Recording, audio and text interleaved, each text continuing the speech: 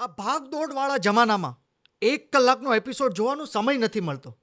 હા, અમે તમારી માટે લઈને આવ્યા છીએ shorts clip. Yours podcast Gujarati shorts clip.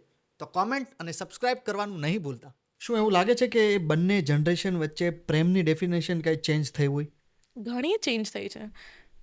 જેન્ઝીમાં તો મને ખ્યાલ નથી આવતો કે પ્રેમની ડેફિનેશન શું છે એ લોકો માટે.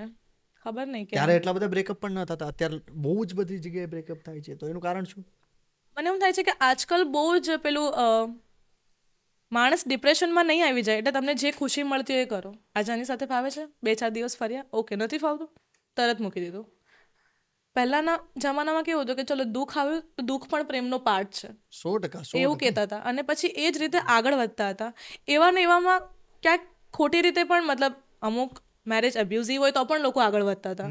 એટલું બધું સહન કરી લેતા હતા.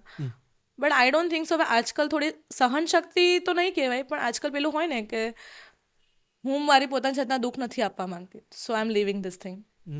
એ રીતનું બહુ કલ્ચર આગળ વધી એટલે રહ્યું એવું છે. કહેવાય કે બહુ બધા રિલેશનશિપમાં બધા અનસિક્યોર છે, બધા એવું ફીલ કરે છે, એના લીધે દૂર થાય છે. ઇન્સિક્યોરિટીઝ તો મને તમારા પોતાનામાં જ હોય છે એટલે જ રિલેશનશિપમાં આવે. તમને પોતાના પર ડાઉટ હોય, મને એમ થાય કે તમે તમારા પાર્ટનરને પહેલાં જેટલું પરખી લો ને કે તમને ખબર હોય છે કે આ મને ચાલશે કે નહીં, આ મારી બધી રિક્વાયરમેન્ટ્સ અહીંયા પૂરી થાય છે કે નહીં.